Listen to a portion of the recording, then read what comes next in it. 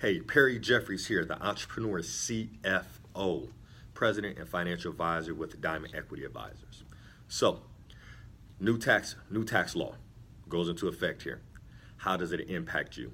These are the questions that I get. So, first and foremost, I am not a tax advisor. I recommend that if you don't have a tax advisor, that you go find one immediately. Someone who's in the industry as an expert to be to give you some guidance around how the new tax law is going to impact you based upon your very unique and specific situation.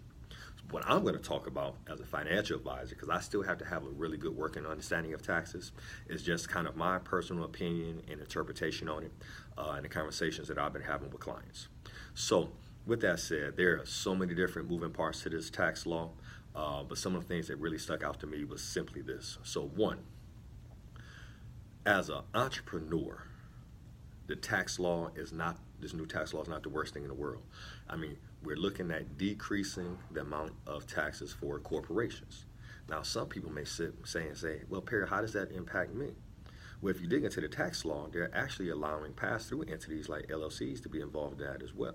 So as a business owner, you want to make sure that you're structured the right way. You want to make sure that you're structured as a business to be able to partake in some of these new tax laws. Something I learned here recently as an LLC myself was even prior to this tax law, as an LLC, I could file as an S corp, as an S corporation. So by having a good tax person on your team, that is going to be a tremendous benefit to you. So again, if these new tax laws are to benefit corporations, how do you position yourself to be able to take advantage of that? So that's one thing. Something that stuck out to me as a financial advisor is the new changes to the 529 plan. So I'm asked all the time, Perry, what do you think about retirement plans, 529 plans? And as an entrepreneur, as well as a financial advisor, I kind of have two schools of thoughts. So one, when it comes to college planning, college is going to be extremely expensive in the future. It's increasing at such an alarming rate that, a lot of people aren't going to be able to afford to go to college, regardless of how much money you put away. You may be having to put more money away for college savings than you are for your retirement planning in some cases. It's absolutely crazy the amount of money colleges are charging these days. Now, with that said, the new tax law is now allowing you to use your $529 for not just for college, but also too for primary school, which my ears perked up when I saw that. Why? As an entrepreneur, I realized that a lot of entrepreneurs do not go the traditional route for education. They get their education from mentorship, from books, from business coaches, things of that nature. So if I want to position my daughters to be able to, take advantage of the direction that this new economy is going in and position themselves to be entrepreneurs, I want to make sure that they're getting the best education in their early years, because those years down the line, they may not need to go to college. So with that being said, not that I'm against college, but the fact that we can now use those $529 for education purposes now in the early primary years and high school years is a huge plus, a huge plus. If you I've talked to most entrepreneurs, a lot of them did not go to college. They went to a trade school or they got some certifications and things of that nature. I remember working as a financial advisor when I first got into the industry 15 years ago. One of the top producers of my office came to my office one day and said, hey, what's going on? He said he was super excited. He's about to finally graduate. And I was like, oh, were you getting your master's or something? He's like, oh, no, my bachelor's degree. And it dawned on me, like, wow, he's 40-some years old. He's one of the top producers in the office, earning about $250,000, $300,000 a year. He doesn't have a college degree. So now that we can use 529s for non-college expenses, but still education purposes, I believe is a huge benefit to us right now. So that's one thing. Looking at my notes right here, something else that kind of sticks out at me. Yeah, it's a new tax law, but a lot is still the same. So with respect to that, what I mean, As entrepreneurs, so whether you're part-time or full-time, you need to be crystal clear in understanding the type of accounts that you have access to. So as an entrepreneur, you have access to not the standard retirement plans that we hear about, the 401ks and things of that nature. You have access to solo 401ks. So yeah, that's right. As an entrepreneur, you can actually start your own 401k plan with major benefits. Some of those benefits mean you can, I think this year you can put away close to $55,000 a year, which is going to be which can be tax deductible.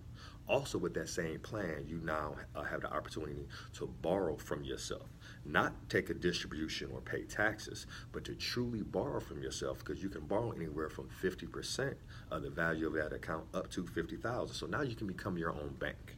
How powerful is that? So, and you're building your retirement nest egg.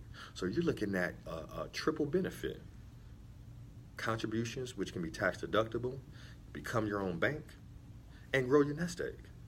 Why wouldn't you have that type of account if you're an entrepreneur? I don't know. Something to kind of think about. Now, with that being said, you now have, as an entrepreneur, have other vehicles that you can invest in. Did you know you could create your own pension plan? Right? That didn't change because of the tax law. Those are things that are still in place right now. So yeah, the tax law rolled out and kind of changed some things, but those are some of the things that really, really stuck out to me. So if I were to leave you with anything, get a tax professional to work with. So even as a financial advisor, I still speak to my accountant at least on a quarterly basis, just to touch base and see if anything has changed and how to make sure that I'm navigating those tax waters well. You know why? Because it's not about how much money you make, it's about how much money you keep. So it is super important to understand that, right? So takeaways: if you don't have a tax person, get you a tax person. Stop doing your own taxes. Secondly, if you're an entrepreneur, make sure you're understanding all of the accounts that are available to you as an entrepreneur, where you can benefit from tax deductions, growing your nest egg, and being able to position yourself to borrow from yourself and become your own bank, right? 529 plans. Prior to this new tax bill, I wasn't a big fan of 529 plans, because how much money would you have to put away to really make a dent on that college education? But now we could put money into 529 plans and then use that for schooling for the kids now. That's powerful to me, extremely powerful to me, especially being the father of 2 young girls who are 8 years old.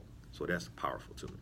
So that's kind of like some of my takeaways with respects to the tax bill and understanding that. And again, the benefits, if it's going to benefit businesses, see how you can position yourself as that. You can do that on a part-time basis as well as full-time. So that's kind of my takeaway from the tax bill. A lot of it is business as usual, but there are some changes which I'm going to definitely speak to my tax person about. And if anything should come up and I need to share anything else with you guys, I'll definitely look forward to doing that. And then as always, you can contact me. You can visit me now at perryjeffries.com if you want to schedule some time to look at your particular situation and how you can benefit from the new tax bill. Again, Perry Jeffries, the Entrepreneur CFO. Talk to you soon. Let's connect.